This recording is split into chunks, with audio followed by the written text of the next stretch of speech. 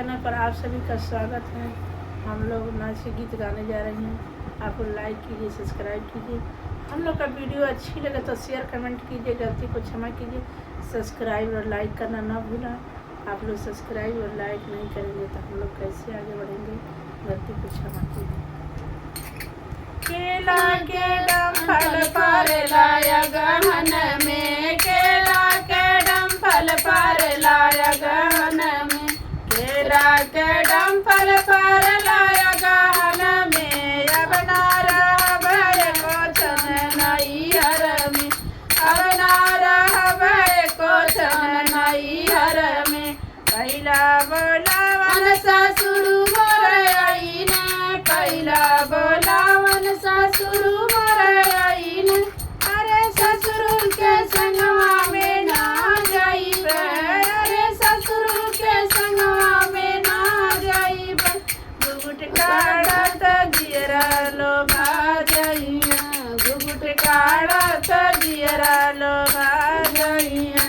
केला के डंफल पर लाया गहन में, केला के डंफल पर लाया गहन में, केला के डंफल पर लाया गहन में। अब ना रहबै कोछन नैहर में, अब ना रहबै कोछन नैहर में।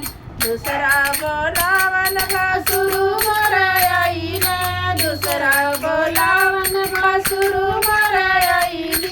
अरे भसुर के संगवा में ना जाइबे, अरे भसुर के संगवा में ना जाइबे। उड़ी उड़ी चरवा छुआ जाइए, उड़ी उड़ी चरवा छुआ जाइए। केला के डंफल पर लाया गहन में, केला के डंफल पर लाया गहन में, केला के डंफल पर लाया गहन में। अब ना रहबै कोछन नैहर में, अब ना रहबै कोछन नैहर में।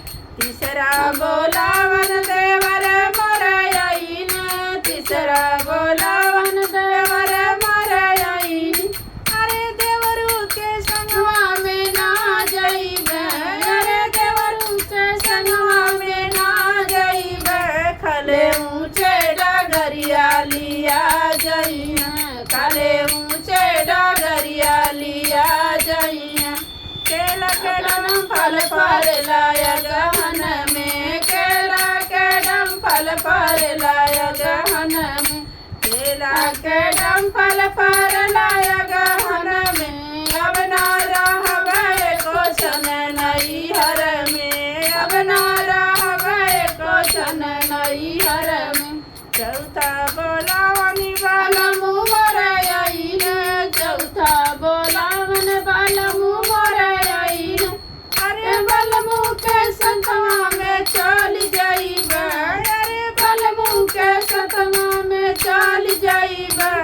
हंसते हंसते डगरिया लिया जाइए, हंसते हंसते डगरिया लिया जाइए। केला के डंफल पर लाया गहन में, केला के डंफल पर लाया गहन में, केला के डंफल पर लाया गहन में। अब ना रहबै कोछन नैहर में, अब ना रहबै कोछन नैहर